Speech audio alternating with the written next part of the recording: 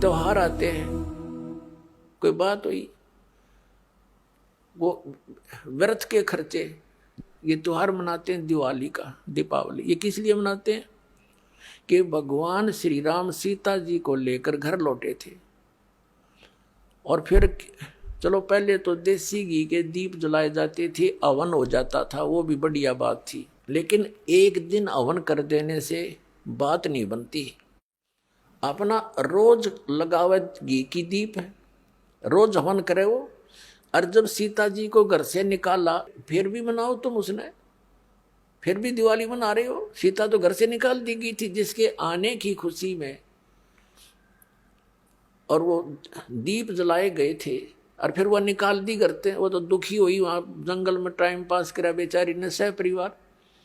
और श्री राम घर पे, परिवार उसका जंगल में, चाहे राजा के कुछ भी बना रहो, एक छोटे से नगर का राजा, अयोध्या का राजा था, चाहे राष्ट्रपति बने जाए पूरी पृथ्वी का, जिसका परिवार कहीं रहा कहीं वो जीव सुखी हो सकता है, और फिर भी दिवाली मनावें और दीप जलावें। तो इस तरह की जो क्रियाएं हैं ये परंपरा है, सूझबूझ का कार्य नहीं है। फिर बम छोड़ते हैं त्योहार के दिन, कितना प्रदूषण फैलाते हैं, आग लग जाती है। तो यह परंपरा बनाई तो बच्चे आकर्षित हुए, इसको समाप्त करेंगे धीरे धीरे। और क्या की खुशी, एक भगत कह रहा था, बोला जी नाम लेने के बाद ज्ञान हुआ हमें, और पहली बार त्योहार मनाया हमने अपना। हमने 10 वर्ष हो गए ना दिवाली मना ली, ना तीज त्योहार मनाए, और ना होली मनाई। कारण क्या रहा कि हमारा परिवार है, 5-6 भाई हैं मेरे दादा है, उसमें किसी का कोई मृत्यु हो जाती है, कभी हमारे घर में हो जाती है। पिछली बार मेरी बहन विधवा होगी, सारा 1 साल तो फिर मनाना ही नहीं कुछ भी, 1 वर्ष पूरा नहीं हुआ इतना दूसरी घटना घट लेती है। और 10 वर्ष हो गया हमने कोई त्योहार मना के नहीं देखा। फिर कहाँ गई वो दीपावली। और परमात्मा कहते हैं इसे गंदे लोक में, जैसे नानक साहब जी से कहा था कि आप यहाँ खुशी नजर नहीं आते, मायूस बने रहते हो। तब नानक साहब जी ने कहा था, ना जाने काल की कर डारे, किस विध ढल जा पासावे, अर्जिन आते सरते मौत खुड़क दी, उन्होंने केड़ा हंसावे। एक समय एक लड़के का ब्याह था, पहले दिन डीजे बजा रहे, घर में भी नाचे कूदे, बहन भी उसकी घुड़चड़ी पे उसका जो निकाली हुआ फेरी, वो भी चित्र समाचार पत्र में। अगले दिन विवाह के लिए जा रही थी बारात, वो दुल्हे वाली कार टकरा गई एक टैंकर से, ट्रक से या टैंकर से। 6-7 सदस्य थे, घर के भी थे उसमें 2-3 और वो दुल्हा भी, सारे मर गए। अब फिर टक्कर मार मार कर रो रहे, बाल पाड़ रही। वो बहनें पहले दिन जो डांस कर रही थी, नाचन कूदे फंड कर रही थी। तो परमात्मा कहते, ना जाने काल की कर डारे, किस विध ढल जा पासा वे, अर्जिन आते सरते मौत खुड़क दी। फिर क्या किया, सी यहाँ पर क्या डांस करें, टाइम पास करो, विवाह करो, बच्चों का संयोग जोड़ दो सिंपल वे से।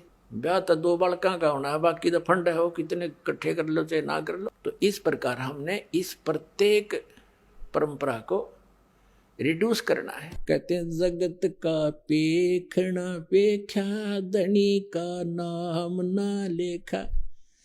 अब एक दूसरे के सिर पर धरे बैठे, उसने ऐसे कर दिया, उसने ऐसे कर दिया, किंतु जो करने वाले का तो जिक्र भी नहीं। तो इस प्रकार वो त्रेता युग में आए थे भगवान मुनिंदर रूप में परमात्मा। उस समय नल नील को स्वस्थ किया, और श्री रामचंद्र जी के ऊपर जो पहाड़ जैसा दुख था, वो पुल बनवाया। और परमात्मा कहते हैं कि धर्मदास जी को समझाते हैं कि तुम इन राम कृष्ण को भगवान मान बैठे, किस आधार से, एक छोटे मोटे इनकी लीला देखकर कैसे,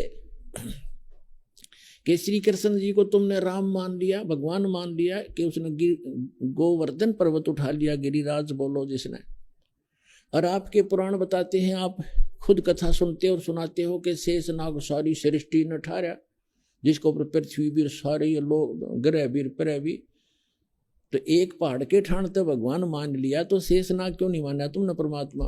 और फिर आप ये भी कथा सुनते हो श्री राम के उसमें कि द्रोणागिरी उठा कर ले आए भगवान, ये हनुमान जी द्रोणागिरी उठा ले आए, तो इनमें भगवान हनुमान भगवान क्यों नहीं।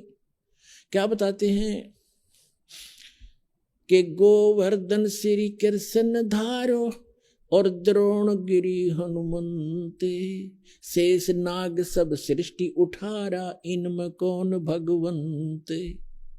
फिर क्या बताते हैं, कहते हैं समुद्र पाट लंका गयो वो सीता को भरता रे, और अगस्त ऋषि ने ये सातों पी लिए इनमें कौन करता रे।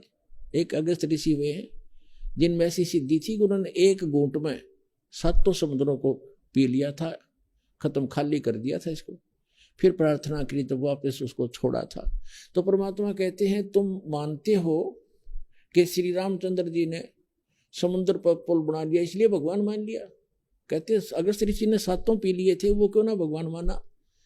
फिर कहते काटे बंधन विपत में कठिन कियो संग्राम, चिन्हो रे नर प्राणिया ये गरुड़ बड़ो के राम। ओए होए, कहते तुम्हारा भगवान श्री रामचंद्र जिसको तुम भगवान मानते हो वो तो नागफास में आ गए थे सारी सेना सब समेत, और गरुड़ ने आकर तुम्हारे भगवान का बंधन काटा था श्री राम का।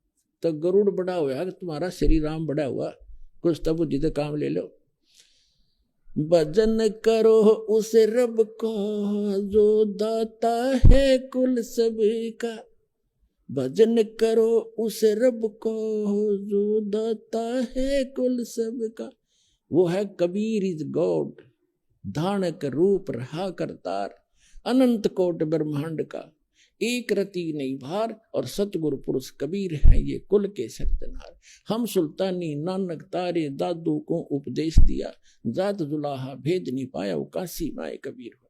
बोलो सतगुरुदेव।